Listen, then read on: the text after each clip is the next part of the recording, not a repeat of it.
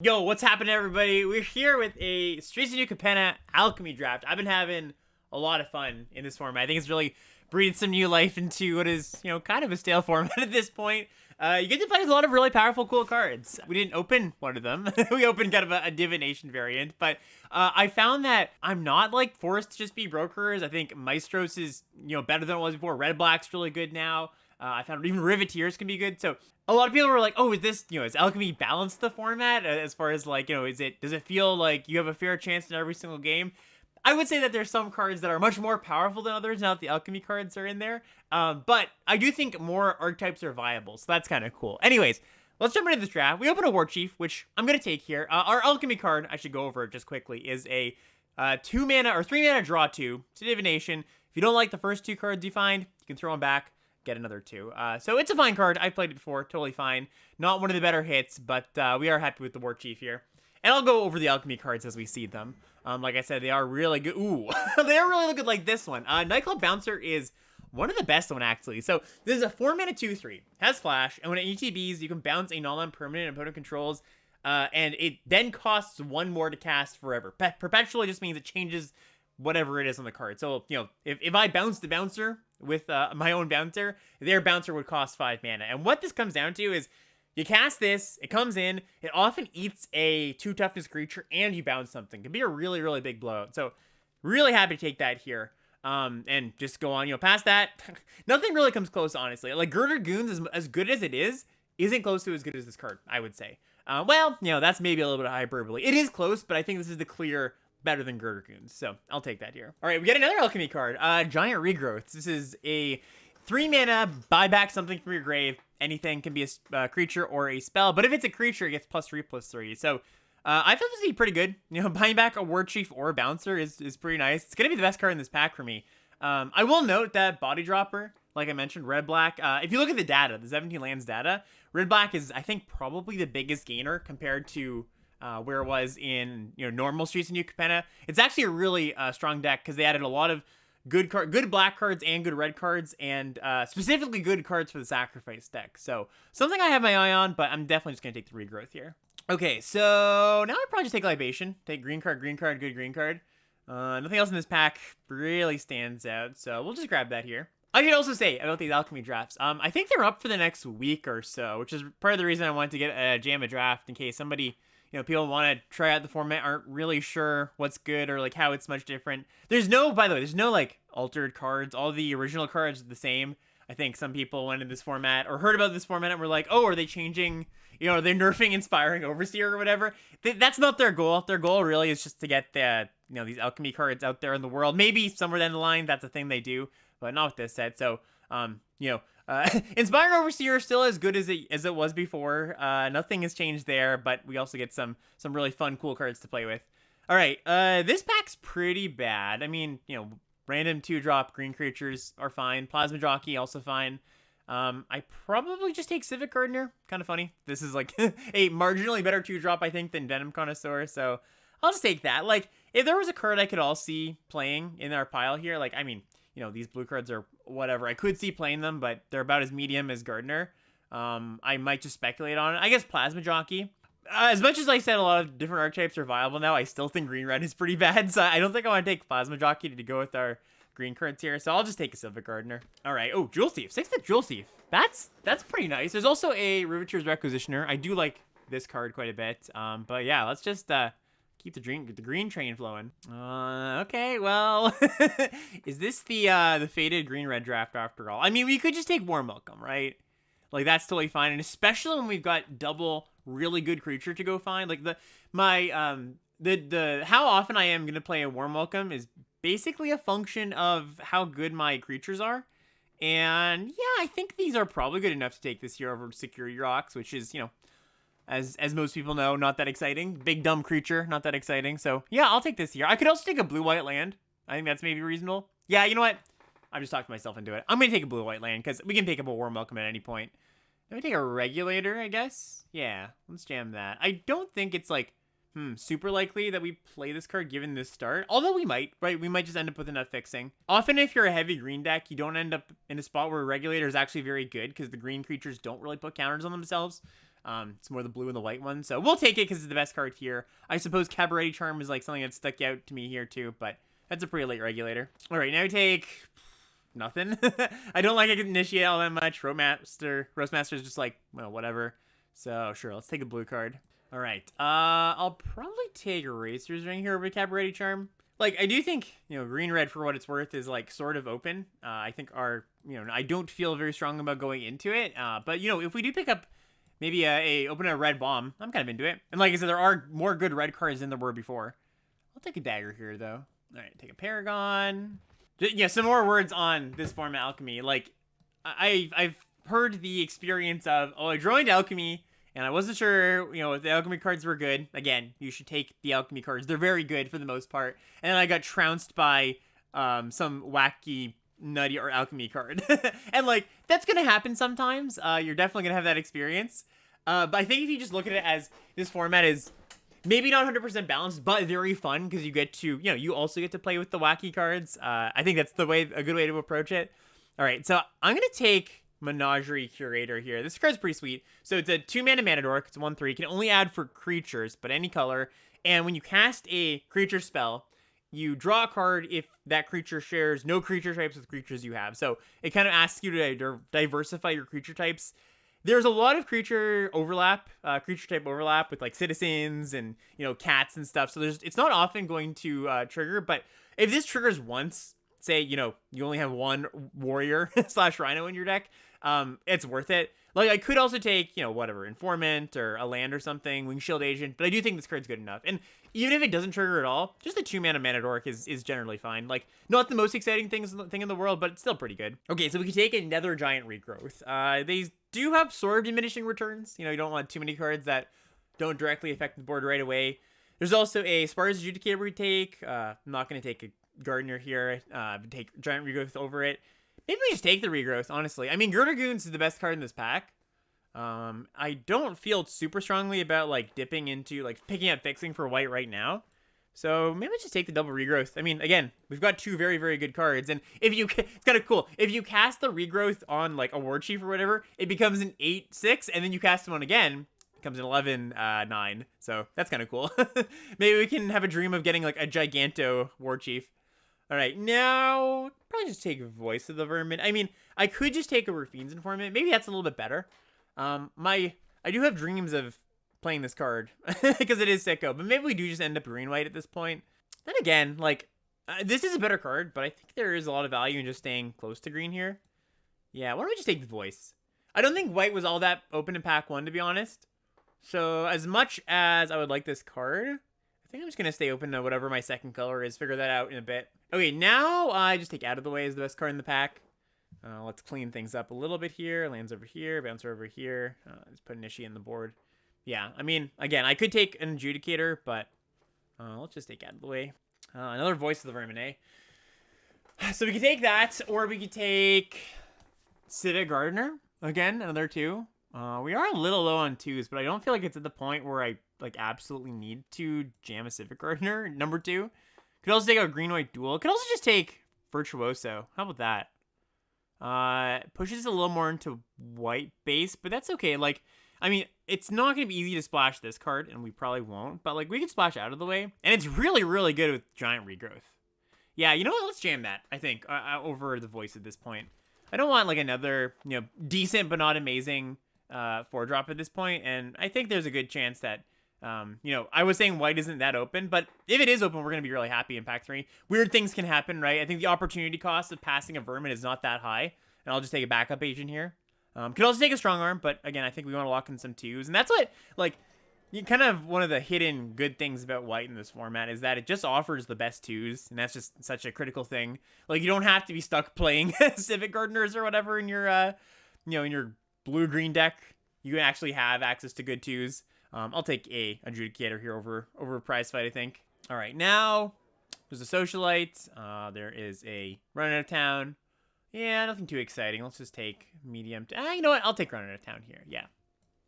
I think it's just the best card. I still don't think there's a reason to, like, not just take the best card. Also, like, the reason is maybe we end up base white-green or, like, heavy white-green. But I think we're in a spot where I'm not, like, no color is particularly, like, very open. So I don't feel like I'm missing out on, like, the nuts white-green deck where, like, oh, you're so super focused. Like, I kind of just want to still be playing my best cards. And this wheeling plays into that where it's like, okay, I can, you know, splish bash around a little bit. Maybe we play some of the blue cards. Maybe we even play Bouncer because it is so good. Here I'll take Refuse to Yield, just like okay trick over Nuisance. As much as I was just saying we could play some blue cards, I don't think that's gonna be a card I'm gonna be happy with as our, you know, if we're splashing blue, it's not the best splash card. Okay, we pick out Hideout here. That's amazing. That's great. And we do Yellow Gardener. We can take a Quick Draw Dagger, but let's just make sure the 2-drop slot is, you know, nice and locked in, so we can kind of mess around. And Halo Scarab too. Okay. So, so we open an All-Seeing Arbiter, you say? Okay, well, we're going to take that, and we're going to get a little messy, I think. It's not that messy, though. Like, we've got 2 lands, and 2 Adjudicators, and a Halo Scarab, and a Jewel Thief, so it's like, we're going to be closer to 3 colors than not at this point. This card's definitely worth splashing for. Oh, I should also mention the Alchemy card here. We didn't see a lot of Alchemy cards in Pack 2, did we? Xander's Wake is awesome. If I wasn't already kind of like splashing around for blue, white, and green cards, I might actually just take this and play it off of Treasure and the Obscura storefront. This card's great. Just it's a really, really good way to grind. Plays well with Blitz. Plays well with Casualty. You can even play it like, you know, one of the things I was thinking with this card when I first saw it was like, oh, like I have to have like a pretty high creature count deck to make it work, to make sure I can always, you know, always have a creature. But the first creature you have, like, it triggers the rest of them, right? Or it plays well with the rest. You just have like a 9-creature deck. You have Xander's Wake, and you know your creature dies, you go get another. Your creature dies, you go get another with Wake. Okay, this pack's kind of wild too. So we've got Celestial Vault. Here's another one of the Alchemy cards. 2 mana, tap, draft a card from the Vault spellbook, which is one of these Busto Angels, and then you can sack the Vault at some point to put them into your hand. I actually think I'm going to take Inspiring Overseer. I do like this card, but I think Overseer is better. It's been a bit slow. If you have all the time in the world, yeah, it is good. You know, you can play really good defensive early game, draft a bunch of Angels. It's hard to argue that, you know, for against an Inspiring Overseer. I think you could take either one of them there, honestly. And, you know, Vault's may be the more fun card, but I do think Overseer is worth taking there. I think I'm going to take either Courtyard or Briefcase here. Oh, there's also Darling in the Masses. I actually missed that. The fixing is pretty interesting at this point. But let's just take the Darling. Yeah, we'll figure out some fixing. And like I said, we already have a decent amount of fixing. I might not be playing all of these blue cards, but if maybe this land helped me fix for blue, I would take it. The Briefcase, it could also wield too. And I think we've got enough, you know, we've got a whole pack here to pick up some blue fixing. All right, I'll take another backup agent. It means that we probably don't have to play the second Gardener. Ooh. Overseer number 2, don't mind if I do. That's a pretty good one to Giant Regrowth as well, so happy with that. All right, so we can take another Voice at this point. Let's see. Organize things. Probably cutting this Run Out of Town. Might keep the Regulator. I don't love taking another 4-drop. Our top end's already pretty good. I could just take the Parcel. We might end up at the end of the draft just going like our green-white deck is like good enough. We don't even have to splash. So I will take this for the Perspective green-white deck. All right, I'll take another out of the way here. Ooh, that's a late Crowbar. Okay, I'll take Crowbar here. So let's just look at our fixing now. You know, this is something I've been keeping at the back of my head, but I should actually spell it out here for what's actually helping us cast these blue cards. Well, this land. This land will help us cast some blue cards. Also, Grifter wouldn't mind here too, but we're going to take a land. So we've got now 1, 2, 3 lands here, and then we've also got Jewel Thief, Halo Scarab, and Menagerie Curator. So that's not so bad. Also, just the double Adjudicator, and Inspiring Overseer doesn't like quite count as fixing. We've also got a Glittermonger on the board if we really wanted it. But like it does kind of help you in the sense that it digs you deeper, right? I do count the number of cards I'm going to see in a given game when I'm considering, you know, a splash like this, like a double blue splash for some very good cards. That does kind of play into that a little bit. Also means that, like, you know, the life buffer ever so slightly matters, and a creature you don't mind trading off early helps you survive to the late game to find your lands and such. All right, take whatever. Yeah, we actually ended up in a deck that's pretty good for Giant Regrowth, because this kind of effect, just buying something back from your yard, really, how good it is truly a function of the cards you can get back, and we ended up with some pretty good cards. Okay, so let's take a look at our build here. It's going to be kind of interesting. We've got 24 spells right now. Is there any easy cuts? I think Gardener is an easy cut, and we've got all these other 2s. I don't really think we need it. The next place I would look is like cutting a blue card and maybe bringing in some green. Like I could see bringing in Voice or even For the Family or Gardener back in and cutting like one of these blue cards. We've got how many cards that put counters on themselves? Just 3, right? Or 4 if you get the Vermin. So like the Regulator could be a cut. Like I'm looking to trim down on my blue cards if I can, right? Just so that I'm not stuck with, 4 blue cards and a bunch of white and green sources, because I'm going to be playing mostly plains and forests in this deck.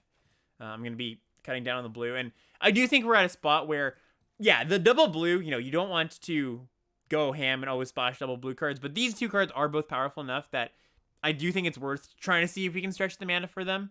So I could bring in more Glittermonger. Like, it's not a good card, but it does help quite a bit. I'm willing to play this type of card when it's enabling, some really powerful stuff. So why don't we bring that in? I think you could argue for these cards as well, but I'm going to try the Monger. For the Family is, would be fine, but we're not in a deck that's super beatdown. So it's not at its best here. My sources are 1, 2, 3, 4, 5, 6, 7 cards that can produce blue. So that's actually pretty good. So 8 if we count Jewel Thief. So that's actually not bad at all. If you're not even counting the islands. So we can even dip down on islands. I think a pretty, common mistake people make is putting too many of their splash color in their deck when they're splashing like this. Like, count your other sources on your spells. You don't have to play 4 islands or whatever. I still want to make sure I have mostly plains and forests in my hand. So that's like 1, 2, 3, 4, 5, 6, 7, 8, 9. Yeah, that's pretty good. That's good enough. I could probably go up 1 island, because if I'm counting a bunch of multicolor sources, that counts for green counts for green and white too. So we have something like 10 or 11 green or white sources here, so we're good on that. All right, I think we're gonna run from there, and yeah, see you in the games. All right, I'll jump into it. We're starting at Mythic 19 here, so let's see if we can maybe do a little bit of grinding along the way. Pretty good hand. Got, one of the small quirks of our triple color deck here is we do have multiple double color cards in green and blue. So, I was counting sources on our deck build, but it's not like 100% honest to just count the sources, because some amount of the time we will need to have double green or double blue. This is kind of interesting. I think I just play Scarab here over Backup Agent, because, I can, like, distribute the counter for Backup Agent somewhere else. This attacks, like, pretty much just as well as Backup Agent on turn 2 anyways. All right, they play the Backup Agent. Yeah, it's fine. All right, so we're going to get in. I found Halo Scarab to be, like, if you don't watch my stream, you might not know how much I do like Halo Scarab, but I found this card to be, honestly, the glue to a lot of my decks. Like, I don't often draft decks that look like this, where they're just like a bunch of different colors, trying to splash around. But when I do, it really helps, especially because opponents are not often that willing to block or attack into this thing. Especially if you have, like, your opponent, you play it on 2, your opponent attacks you, well, you have open mana on 3. And then, like, they're like, okay, well, if I trade there, then they get to exile and then play a 4-drop or a 5-drop. So, all right, that's a nice one. They do play Discipline Duelist, so that's a little bit troublesome, but not a huge deal. Let's just go Backup Agent on the Overseer. And then a future turn here, we can play the All-Seeing Arbiter with this Halo Scarab mana. Let's go get a green. So War Chief's also going to stabilize it. I could have just exiled the Halo Scarab and cast the War Chief for sure next turn. But I put some faith that we're going to draw land. And even if we don't, it's not that bad. And it does push an additional damage here. So by playing the Agent. All right, they play an Echo Inspector. Pretty good one. I might just, depending, even if we don't draw the land, it's pretty good to just go Backup Agent here, try to block, and then Halo Scarab. Yeah, so we're gonna do that, and I will try to block here, pass the turn, pitch to land. Oh, I just realized I'm not familiar with these arts, and they played Jetmir's Garden and Waterfront District on blue and white mana here. All right, I'm gonna just take 4 again. You can always chump later. so we do this.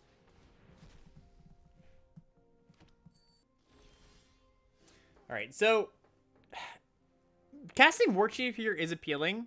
I would have really liked to draw my 5th land here so that, you know, we can...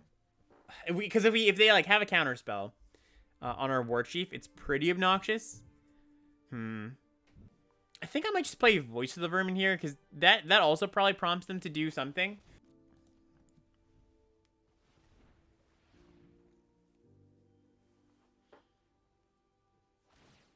Alright, they cast an Adjudicator, or are looking to, which is nice, because this will tap them out. And then if we draw the land, we can cast this, and if not, we'll just jam this. So we're in a really good spot. Larcenist. Alright, well, they get to take our Giant Regrowth, but they're probably not going to be too happy about what we have in hand. This does, like, pseudo-imply that they have, like, a Make Disappear, though. Considering... Well, maybe not. I don't know if they might have just countered the Voice of the Vermin. But I do wonder if, like... Because if they just cast this Adjudicator on the Vermin, it's a pretty good turn for them. I guess they just wanted to see what was going on. That's totally reasonable as well. Alright, so I traded my Duelist for a shield counter, which isn't, like, the best exchange in the abstract, but it's still pretty fine, considering, you know, what we've got in hand here. So, it's kind of interesting. Do I give up the better one, or do I just play the War Chief here? I could even just blitz the War Chief. That's not the worst. This Duelist is something I do have to deal with at this point, though. I think I'm just going to cast the Arbiter here. My read is that they probably would have just countered the Voice of the Vermin. I think you usually just counter, you know, a 4 when we're holding up Make Disappear. So I'm pretty sure this thing's going to resolve, and this can pitch. I kind of want to land, so I'm just going to discard Virtuoso. Yeah. Make the Duelist small. And pass turn. Alright, they cast Pickpocket. Not so bad. Yeah, if they want to bounce pretty much anything here, I'm in for it.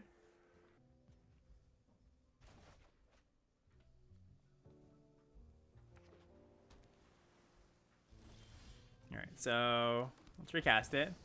They could have a counterspell now, but whatever at this point. That's their last card. Again, I might just want to land. Alright, let's just pitch that. I think it's fine enough now. And probably still make the Duelist small. Like, if they want to attack with Pickpocket, I'm fine trading Overseer. Although, I guess Duelist would also trade with Overseer, so it doesn't matter too much. I guess the double striking one is the slightly more threatening one, so. Alright, Caster Adjudicator locks down the Arbiter for the turn. Yeah, so I'm pretty happy to just block here. I could also just Trump. And then... Nah, let's just trade. Yeah, it's totally fine. Ooh, out of the way is a nice one. My bounce is 2 out of the 4 things here. So this thing can't attack. We can play Jewel Thief and hold up out of the way. I think we're just going to jam the War Chief here, though. That's the turn. Alright, cast our own Overseer. Pretty big slog at this point, just people, you know, both of us casting haymakers.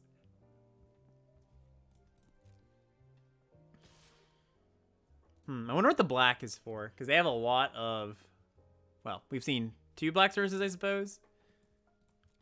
I assume that means they have black cards in their deck. Alright, block here.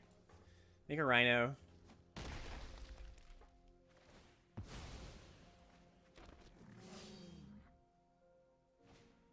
Echo Inspector. All right, so this should be good. So we're going to be able to attack with our Arbiter. Again, make this small.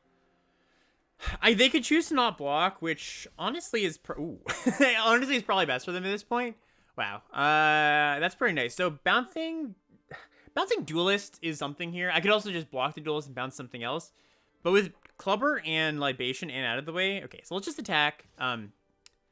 With those 3 cards, it's going to be pretty hard for opponents to favorably interact at all, and I'm willing to just press my advantage here. So I'm going to get in, just make the Double Striker smaller, discarding a Crowbar here. Again, I just want to hit my land drops. And they can't just take this here, right? They're going to have to make some blocks. At least, if not this turn, then next. All right. Yep. Now we're going to go Jewel Thief, hold up Bouncer is a line. We could also go Adjudicator, hold up out of the way. I kind of like Jewel Thief, hold up Bouncer. I guess that means that these get in for free, but not even for free because they can't, yeah, like I said, they do need to do something so that they don't just die next turn, and we're at 17. End turn Bouncer on a key blocker might just do it. This also just leaves up out of the way in Libation, and, you know, I guess I could play the Adjudicator to lock down a flyer, but it's not that big a deal. We've got enough life to play with that I just feel like doing the thing that next turn gives us the best attack makes a lot of sense. Ooh, Nightclubber. All right, so Backup Agent down, or Backup Agent X2 down. All right.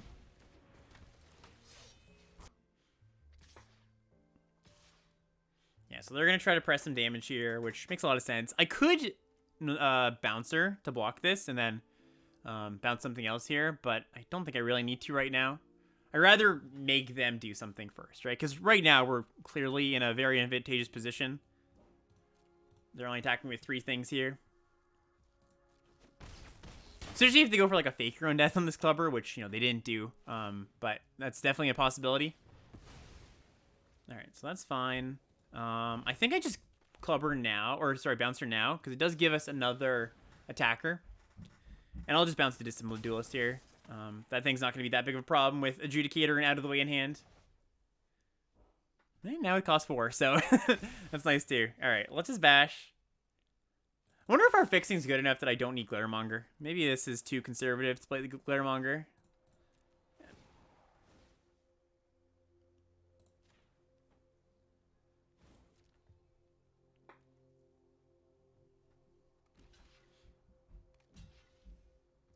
Yep, I'm fine with this. Don't need to go for lethal or anything. We're in a head enough position. And so what am I worried about? The Wrath Angel is pretty good. I think because of that, there's like a 5 mana 4/5 flyer that kills everything that dealt damage to you last turn. I think because of that, I'm going to play out my other creature here. Like, yeah, there's Depopulate too, but all right, quick draw dagger. Sure.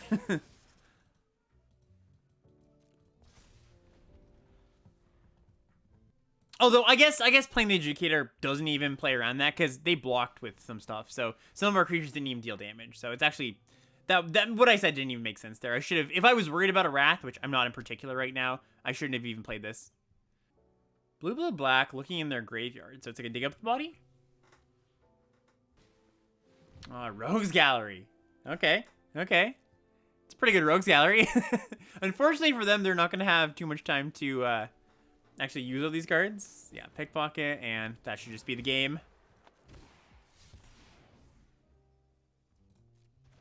Yeah, I'll just do this now so they don't have to waste time.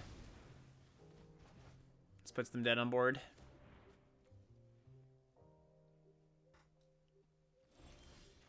Alright, and boop. Alright, and that's the game. Look at my library just to make sure I wasn't going to deck when I attack with this thing. Not that it would have mattered. I could just attack with other things in Libation. Alright, cool. Let's go to the next one.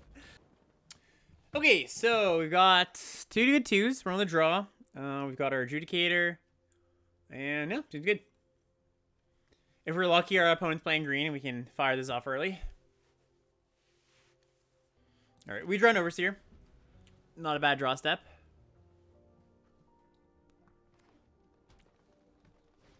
Put on red, green. Ooh, Racketeer Boss. So here's another Alchemy card. This one's pretty good. 2 mana 2/3. Sorry, 2 mana 3/2. When it ETBs, you choose 2 cards in your hand and they cast a treasure. You can get a treasure when they ETB. So pretty nice. Just a little acceleration. We'll just go Backup Agent. Opponent is playing green, luckily, again, for our out of the way. Alright, happy to trade off here. Alright, let's see what wacky thing they do here. Celestial Vault. Okay, so this is the one we looked at the draft. I should have explained in the draft a little bit better, but so the way that drafting from a spellbook works is when you do this, so you pay a 1, draft a card from the spellbook, the game gives you an option of 3 of these angels. and you pick one and you put it, in this case, under the vault. And then you can crack the vault eventually, you get all of them to your hand. But most of the time when you draft something from a spell book, it gives you the option of 3 at random here, and you get to pick one. A lot of times they go into your hand, but of course here, not so much. A little bit of a pit stop on the way. So I'll just go Crowbar. Crowbar takes care of the vault. They can't even activate it and get 1 angel. I mean, they could, right? They could go on their turn, spend a white, pay, crack it, get an angel. But if that's what they want to do with their turn, I'm like not that sad about it.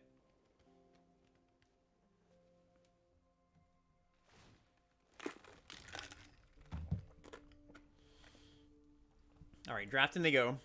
It is a little scary, seeing as, like, you know, for example, Angel of Adventure is, like, really, really busto. Angel of Sanctions, also very busto. Some of them are, like, you know, not amazing, but I'd say over half of them are very good. All right, so they're passing the turn here. We missed our land drop, so we'll just go ahead and destroy this. Like I said, they get to activate it. They get an angel, but it's better than letting them have 2, right? Well, I found this card, by the way, to be, like, good, not amazing.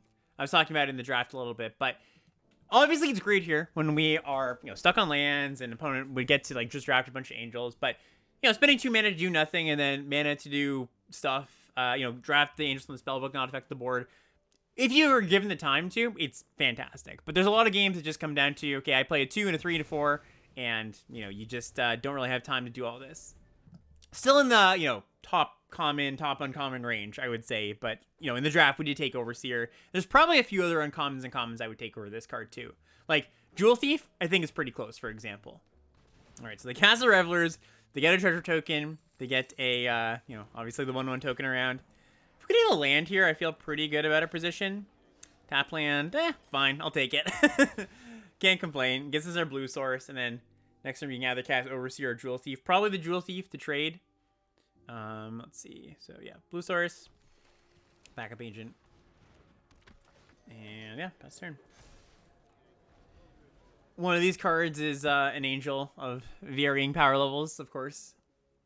Still feel kind of okay at our position. Like, yeah, we missed land drop 2 or 3 turns in a row, but we're still at 21. The opponent's, we got more cards than the opponent. Their board is, you know, bigger than ours, but not by a ton, and a lot of our cards in hand are very good and help us both catch up and grind the late game. So, you know, as far as who's ahead, who's behind here, I think we're about parity. Maybe they're slightly ahead given, you know, they do have a probably pretty good angel in hand, but we'll see. All right, they did draft Angel of Sanctions, which, again, is one of the better ones here. So they get to nab our token. We get to, or we have to take 5 here, and we'll see where we go from there. So, by the way, this card, I'm sure many of you have not played this card. So it's 5 mana 3/4. When it ETBs, you exile something under it, and then if this thing is in the graveyard, you can cast it for its embalm cost, which basically just means exile this from your grave, you get a copy of it. So they get to do this twice if this ends up dying at some point. Land is kind of nice.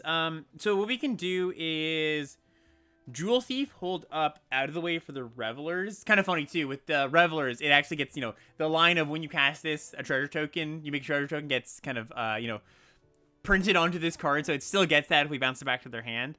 I can still just trade with this, though, so let's just do this. We can Angel next turn or something. Also worth noting that, you know, if I trade with this at some point, I can just bounce the token. So that might be part of my plan. I can even cast this out of the way, giant regrowth it afterwards. Ooh, Shattering Finale? Yeah, that one's really good. So this is like a light 'em up on crack, basically. It's like -3. Let's see if we can even see it. Yeah, there it is. So it's casualty 1, 2 mana sorcery, -3 to 2 things. If you casualty it. So they're gonna get to kill both our things here.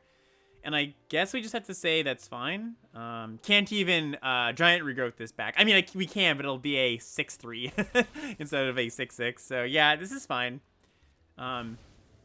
It's a little bit awkward because, I mean, I guess what I could do is just Libation, right? Yeah, that's actually probably best here because we do want to trade with this Revelers. So let's just do this. We waste our treasure, but I can't really afford to out of the way of this thing because they'll just recast it this turn. Yeah, we keep it as a 4/1.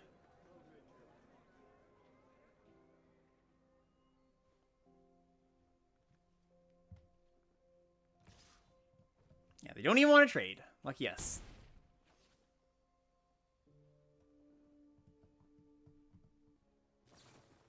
Ooh, they try to regrowth their vault. All right. Yeah, we got a game. We got a game on our hands. Okay, so how do we approach this? I mean, we can cast Darling. That probably stops them from attacking with Revelers. We could also just cast Overseer. I think I'm going to cast Overseer here. I just think that I need to hit my land drops. We didn't. We hit Glittermonger instead, which is probably the worst card in our deck right now.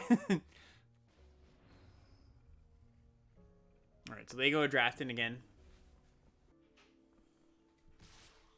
Yep, get in. So this is 8. Yeah, I'll just take this for now. We know choose to jump this later. It's going to be a bigger thing if we play the Darling in the Masses. Alright, Broker's Initiates.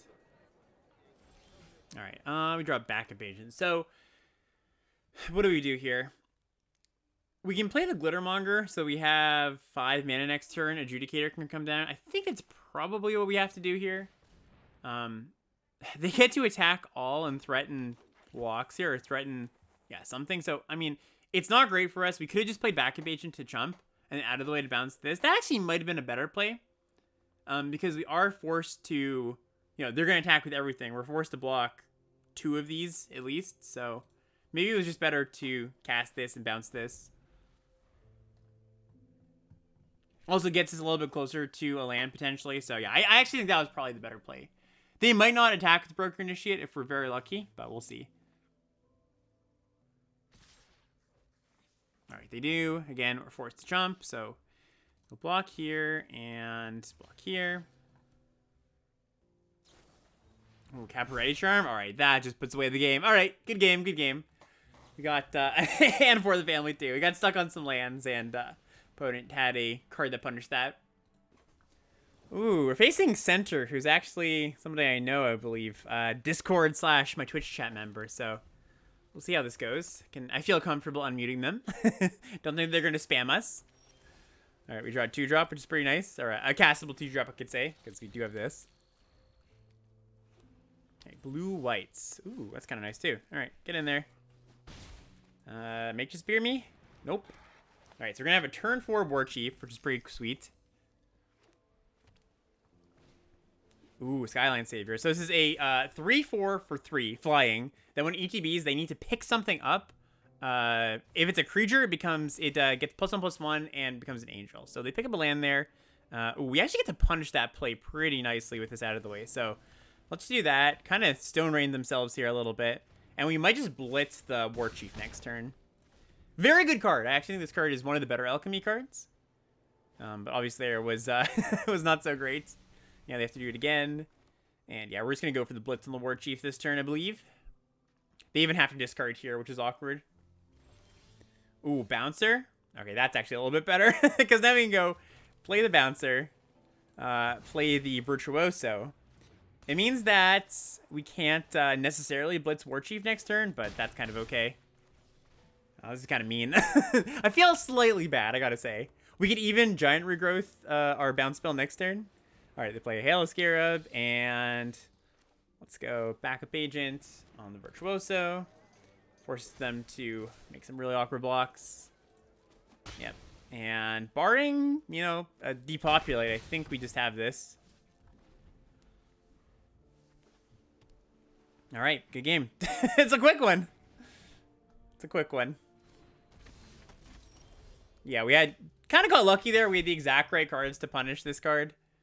Also, them not having a 2-drop was very lucky too, because 2-drop into this thing can be kind of a beating. All right, into the next round here with, yeah, the double blue card certainly sticking out, and the double green card, double green card actually. But I have faith that our deck will give us what we need. That's all you need, honestly. Just a little bit of faith. The deck provides you what it needs. All right. Ooh, see, look. Jewel Thief means we can have a turn 4 War Chief if we draw the land.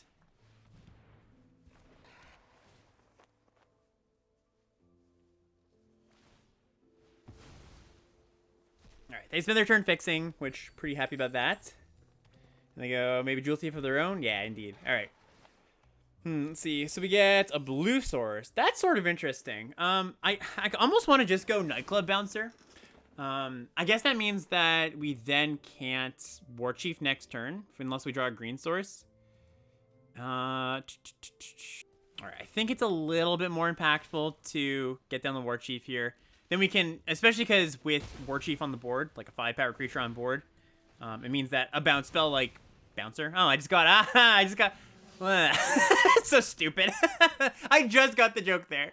A bounce spell like Bouncer means that, you know, we can leverage our 5-power creature a little bit better. All right, they guess that's Adjudicator. Huh. Okay, so I'm still just going to bash here. We can make a Rhino, and then we'll see what goes from that. We get our double blue, also double green at some point here, but I'm just going to play the Voice of the Vermin.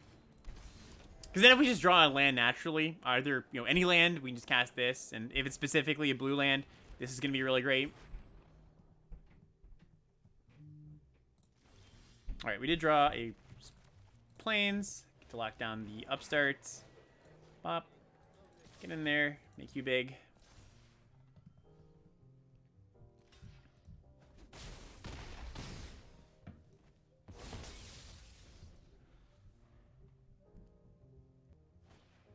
I'm still laughing at the Bouncer joke that I didn't get. I've played with this card like a lot of times. That's great. Okay, draw another uncastable card, but we're still just going to jam here. We've got 3 lethal attackers, so they do have to do something here. I mean, it looks like they have something, but I'm not really going to play around much. Because even if they have like a kill shot or a, what's it called, the swooper, they're still in a spot where they're going to have to make some awkward blocks, and we're going to be left with a pretty good board. Okay, Cabaret Charm, yeah, I just don't mind that. So they're going to get the trade, Chump. And then we've got a bunch of awesome cards in hand if we ever hit our land drops here, and a good board still.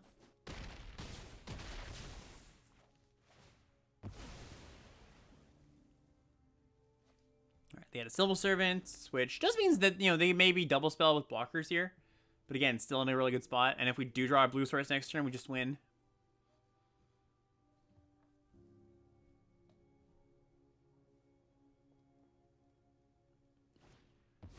Alright, Revelers. Yeah. Makes them use their treasure. Stabilizes them, but only slightly, right? It means that they don't just die. Well, no, they just die. It means that they don't just die, but they'd still be in chump block mode. So, there we go.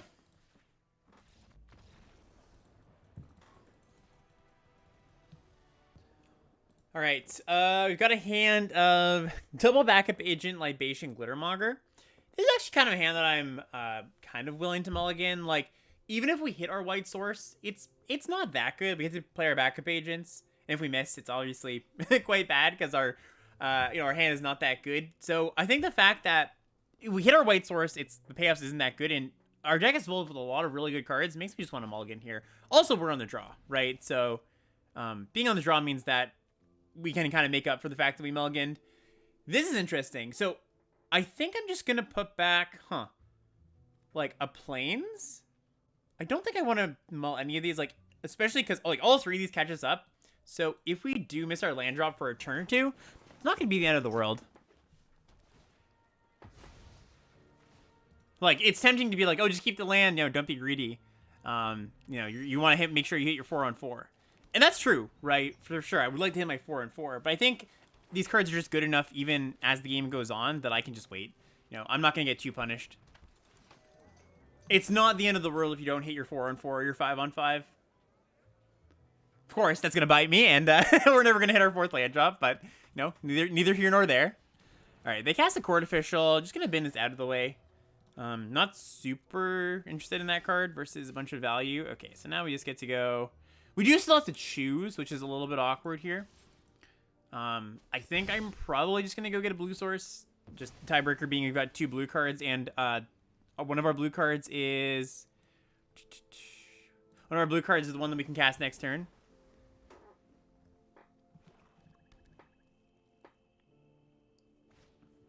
Ooh, Xander's Wake. Okay, so yeah, this one, talked about this one in the draft too a little bit. Pretty scary card. Like, now I can't really even attack in here because they're going to draft a pretty solid card. So now what we have to do is play a bit of a longer game here, just chill, and then attack them all in a bunch of, you know, a few big attacks, because this card really punishes attrition.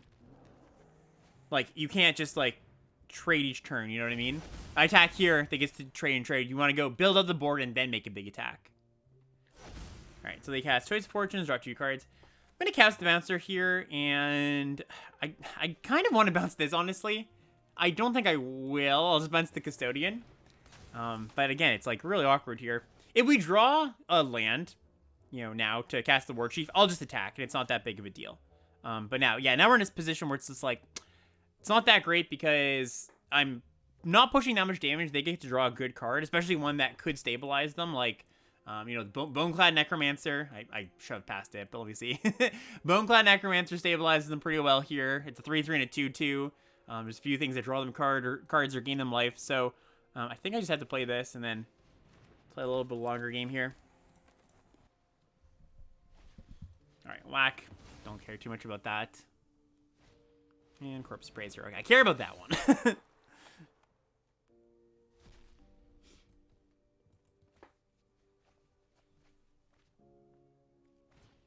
And Broker's Veteran. Can we draw land right now? Because then we get under a counterspell. I think if they had a counterspell, they would cast it. Given, you know, it's not that impactful to play a Broker's Veteran, but it was nice that we got to resolve this here. So I think I just ditch the Halo Scarab here. I think I want to be able to cast this next turn no matter what. Yeah, so we'll just ditch that. I'm going to keep this Forest in hand. I don't know that I could play it, but if I could play it, I would keep it. The nice thing, too, is we do have 2 giant regrowths in her deck, so even if they do get to kill this, you know, we have a pretty good way around it. All right, tapping down things is good here, because they also get to draft from the spellbook. I might just blitz the War Chief next turn, depending on what we draw. Wanting to get closer to, you know, those giant regrowths, or to some of our better cards that help us push damage. All right, Morbid Opportunist. It's back. It's back, baby. All right. Yeah, we take the 2. And, ooh, Overseer. Okay, so if we blitz the War Chief, they draw a card on the Opportunist, eh? I mean, that's not that bad. I guess it's probably just a little bit better to get a Flying Threat into play. Yeah, because, like, this just doesn't do that much. The life gain, you know, trading off here is favors them, even though we get a 4/4. So I think I just cast this. I shouldn't have played my land, I suppose. All right, Obscure Storefront, yeah. Because I would have played that instead. All right.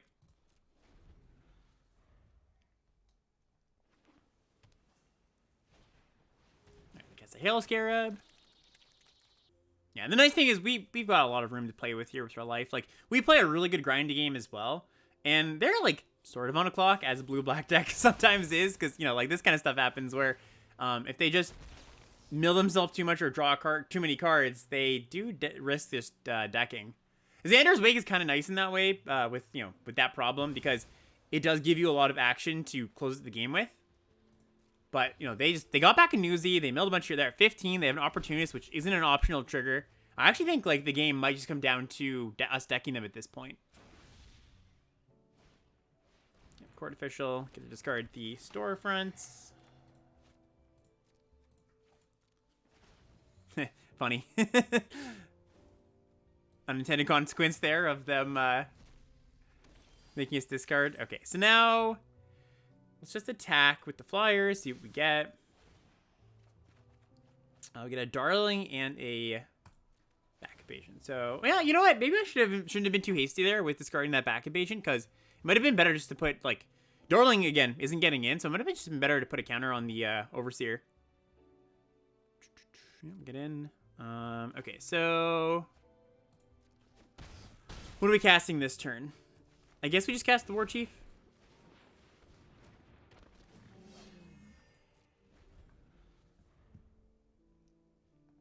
They're at 12 cards. I actually think it's going to be really difficult for them to beat us in just 12 cards here. All right, Shattering Finale. It's a good card. It also means that our giant regrowth doesn't actually do anything. Because now this is going to be a 0 power creature in the grave. I mean, we can giant regrowth. Oh, no, sorry, that's not true. It does do something because it'll give it +3/+3. So it'll be a 3 toughness creature we can get back. Our alchemy card fights against their alchemy card.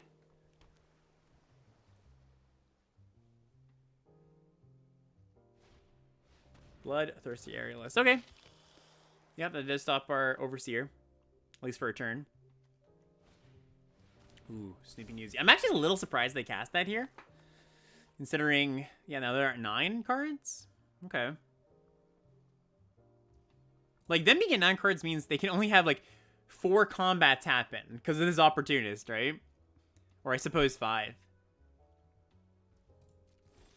Alright, so we're going to cast the Spars Adjudicator.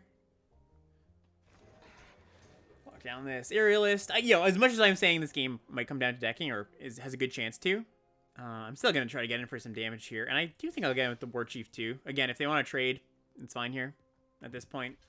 Just stops their, decreases their clock. Or decreases the number of turns that they have to kill us, I should say.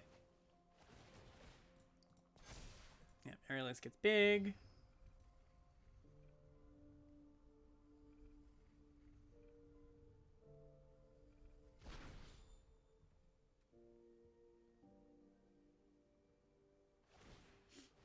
Exile Herald Scarab. So they can have a pretty good turn coming up here. Like, they've got 1 million cards in hand, close to 1 million mana. So we'll see how this goes. Like, if they find a way to sack their Opportunist, I do have to worry a little bit, right? And it's not that unlikely that happens. All right, Fangblade, 2/2 Death Touch. When it deals damage, they venture.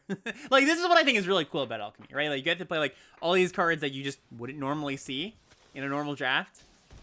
Like, just, what does it mean when an opponent has a Aerialist on the battlefield? Like, to be honest, I didn't take in that, oh, this would get big when I made the trade. Obviously, if I thought it out, that obviously makes sense. But just from my gut initial reaction, that wasn't, super clear that would happen. All right, so the regrowth, meaning we can get back, well, a lot of good things here. We can't cast anything right now, except for, like, out of the way. So let's just pass. I guess I could send with this, and again, like, they can trade, then they draw a card. Could also send with this. Yeah, I think I'm just going to, yeah, let's attack here, because it does limit the number of combats they have again. Yep, it's fine. It also gives us, if you want to get this back from air yard, it's something we can do.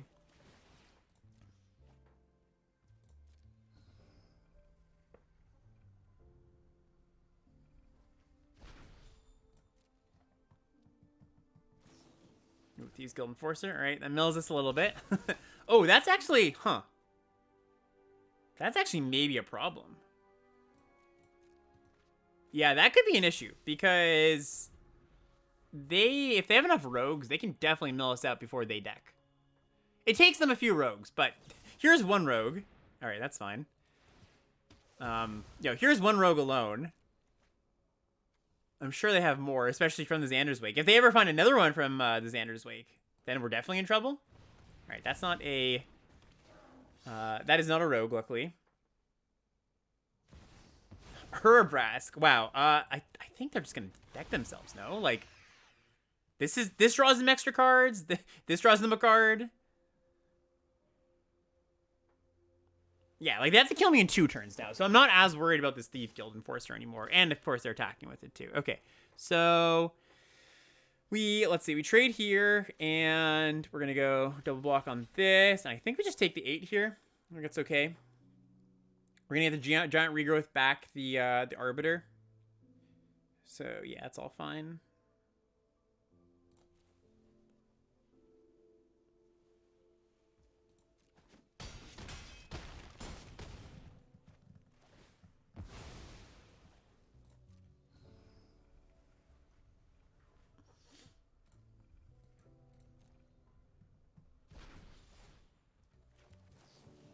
Get back Arbiter.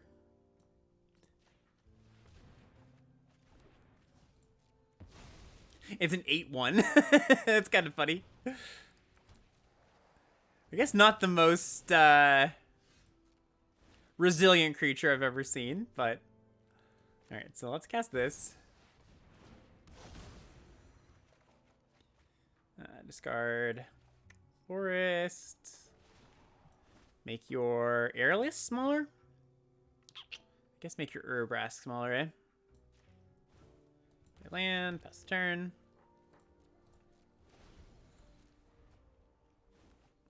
Alright, yeah. So they have to win literally this combat, right?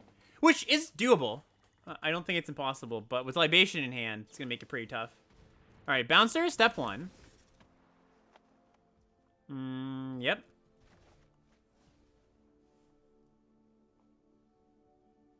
And they also can't... Oh, no, they could kill something. That's not true. Oh, they scry. Okay, that looks like it's probably not going to do it. Because they have these as attackers, and we've got Libation too.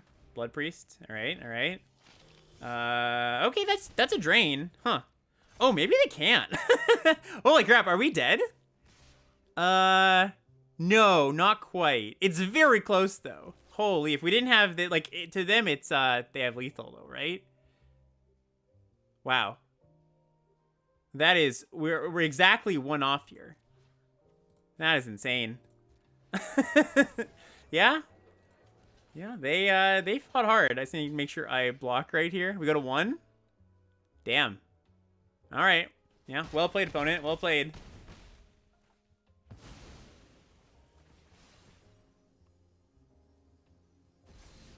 And I guess if, you know, if one of the cards in hand is Run Out of Town, I actually do lose here. Because they get to top something before they draw. All right, resolve, yeah. And, okay, they just scoop. Okay, what a hell of a game. That was sweet. That's kind of what I mean, right? Like, cards, these alchemy cards, they do lead to games like that are just, like, you know, really fun and just, you know, new experiences, which is something I kind of value in limited formats. Like, when it comes down to it, I feel like that's kind of why we play limited, a lot of people, because it's like, oh, it's not just constructed, it's not just the same thing over and over. It's, you know, we actually do get to see somewhat varied gameplay, so yeah, I don't know, it's cool. I mean, I'm sure if I played 100 games of Alchemy, I'd be like, all right, Xander's Wake once again, but I do appreciate it for it introducing something that's different than just normal new Capenna. Okay, gonna mulligan this. I said I was gonna take out this Glittermonger potentially. I think I probably should. I'll do that after this game, but yeah, we'll mulligan this. Again, it's like, even if we hit our second land drop, it's not amazing. Inspiring Overseer, like if I had, you know, it's an easy keep on 2 lands, because Overseer, but having to hit 2 lands from after these, or in addition to what we have, kind of makes this hand not so great. And it's not like we have some of our better cards aside from Overseer, so yeah, this is better. Keep this, and probably bottom just the backup agent. There's a chance I bottom Voice, but I guess with the Illuminator Virtuoso, we can just keep a 4-drop instead of another 2. Against some decks and some interaction suites, having a 2/2 double striker would be really, really good, but I can't guarantee that. And, you know, it might be it might be against this deck, because green-red has, you know, slight problem in combat with that. They can always strangle it or whatever, but alright.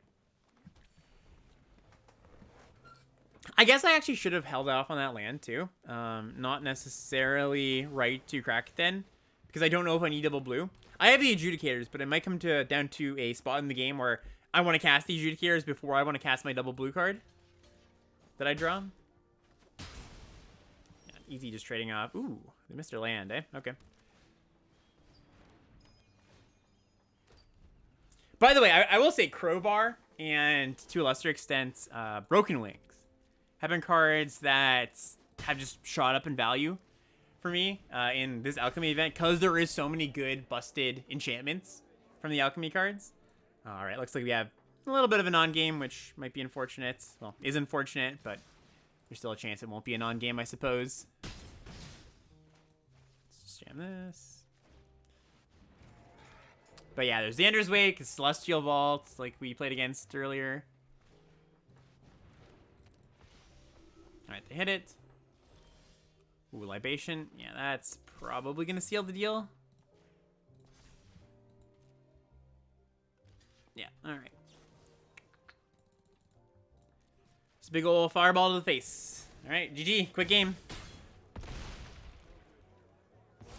All right, I think I'm going to bring in For the Family instead of Glittermonger. I was saying, we're not the most beatdown deck in the world, but For the Family is just a decent card as a tempo play. Fall a little bit behind. You can, block with your 2-drop, trade up, or, and there's a lot of spots where you can set up lethal with it, even if we're not that beatdown of a deck. Okay. So we've got Crowbar, Bouncer, and a bunch of green cards. Yeah, I'll keep this. Yeah, green is our main color here. We've got a 2, and again, we've got a card that catches us up, so there we go. We even drew the green source. Plays Cabaret Initiate. All right.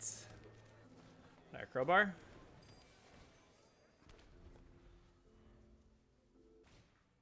Opinions. Interesting. Okay. All right. So let's just go. We want a backup agent here. I don't think so. I think we just want to make backup agent its own 2/2. For the backup agent. Yes, it pushes more damage this turn in particular, but I just don't care that much about that. I care more about spreading out the stats if they do have an interaction spell or whatever. Oh, I suppose, why did Auto Tapper do that? Oh, because the Crowbar? Interesting, you didn't leave up For the Family. I don't think it's going to matter too much. Even if they attacked and had a trick, I wouldn't try to fight over it or anything at this point in the game, but it's kind of funny. All right, they pitch a hold for Ransom. Informant. All right, so I'll just bash. If they want to trade, fine. I don't really care that much about taking 4 damage back, and we'll just play our Voice of the Vermin. For the Family, looking pretty good in this hand, where we do have kind of a beatdown draw. Funny enough. Sewer Croc, huh? Okay. That's not one I expected to see here. So we draw a backup agent number 2, which is pretty good. So I can cast it and then have For the Family as +4/+4. Yeah, that seems pretty nice. I'll just bash. Put the counter on. What are they going to be blocking? Most likely. Probably the Voice to get the shield counter off. Is that true? No, probably the 4-power creature. So let's spread it out a little bit here. Get in. Or sorry, the 5-power creature. Oh, okay. So this is, yeah. Might if opponent doesn't have a great follow up, that might just be the game. All right, yeah, that is the game. All right, cool. I don't think they're wrong to do that there or anything, but I wonder if I'm them, I just put the Croc on the 5/5, have it bounce. I guess the initiate's not doing much, so it's not that bad to attempt the double walk and kill the creature, but. They're not losing out that much by putting the initiate in there, is the thought. All right, potentially our last game here. Going into a trophy game, and yeah, it's a good hand. Virtuoso into backup agent, into some good 5s. Have all their colors too.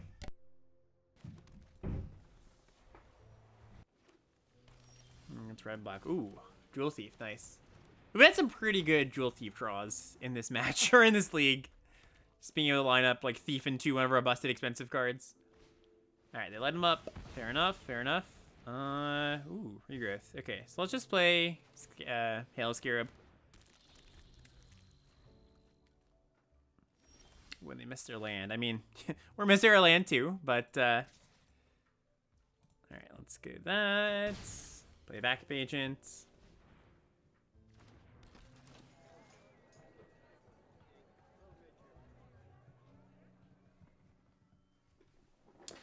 Ooh, do they have the Alchemy Burn spell? No, they have Torch Breath. Okay. All good. Alright, they have their land, as do we, which is pretty nice. So let's get in. Cast our Jewel Thief, and... Well, we'll see, but... Pretty likely that I just slam the War Chief if we draw land. Fiend Silencer. It's one that's okay to bounce, but War Chief is still pretty good. Luckily our board... Yeah, we'll just jam the War Chief. Luckily our board... is such that they can't get a 2 for 1 here. They block the Jewel Thief. They still have to put the -2 on the Drill Thief here. Yeah. All right.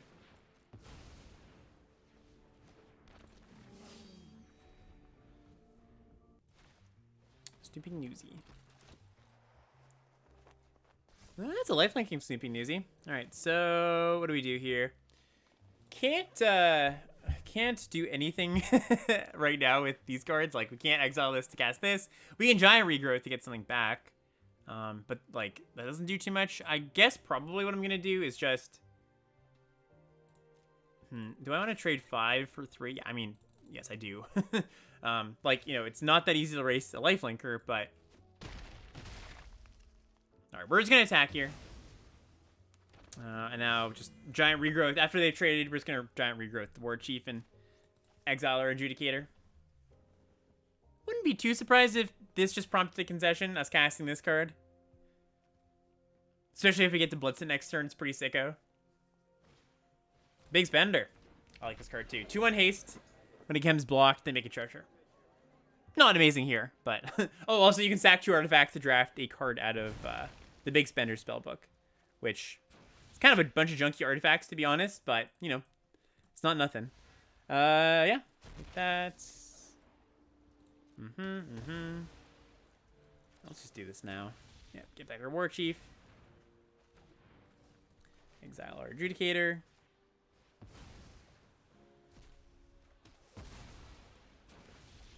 And, yeah, we're just gonna Blitz this. Well, actually, having an 8/6 in play forever is probably better than...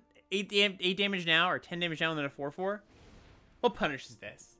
Not a ton. Like, Murder doesn't... I mean, Murder does in the sense that if they have it exactly and the land, or any kill spell, then we don't get our 8 damage now, but I think it's probably just best not to Blitz. I take back my original statement. Alright, Diabolist. We just bounce that thing, or Adjudicator it. Yeah, let's go. So I'm going to bounce it. Huh, it's actually kind of interesting. Because bouncing it means I give up my, bouncing it first means I don't give up my blue because I want to cast this, but this puts a 4/4 on board. I think I'm going to bounce it because it also, you know, if this didn't draw me a card, I probably wouldn't, but, you know, we do have the out of drawing something like Overseer off of that, so. All right, let's get in. And yeah, I can't imagine they have an easy time surviving this next turn here. They're not on hostile takeover mana, and also Corpse Explosion doesn't kill War Chief, so. All right, and I think that's gonna do it. So like they can strangle this. This still gets in for 4 plus this. So yeah, I believe that should be it. Yep. All right. Well, I can even just do this, and that's the game. All right. Looks like yeah, we took it home.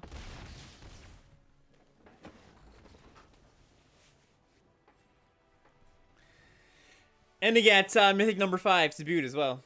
All right, well, bit of a debrief. I mean, our deck was filled with awesome cards. What can I say? I mean, we did have some Busto cards, but I hope this showed off the power of the Alchemy cards too. We had double Giant Regrowth and Nightclub Bouncer, which neither of them was like, you know, I don't think we even saw the ceiling of these cards. Like, I never got to like eat something and bounce something sick up, but even just bouncing something they play and attacking was really good with the Bouncer. Regrowth buying back some of our great cards. So yeah, deck was really good. Nice little 7-win deck. I think it was 7-1. If you like this, especially if you want to see more of these Alchemy drafts, I like I said, I had a blast doing this. I love these drafts. Let me know. Leave in the comments, and don't leave the mean Alchemy comments. I know Alchemy is not everybody's thing, but it's okay to let people like things. Let people like things, everybody. You can, you know, as far as much as I agree, the economy for constructed Alchemy doesn't make any sense. I think limited Alchemy is pretty cool. So leave a comment, leave a like, leave a subscribe, all that good stuff. And yeah, we'll see you in the next video.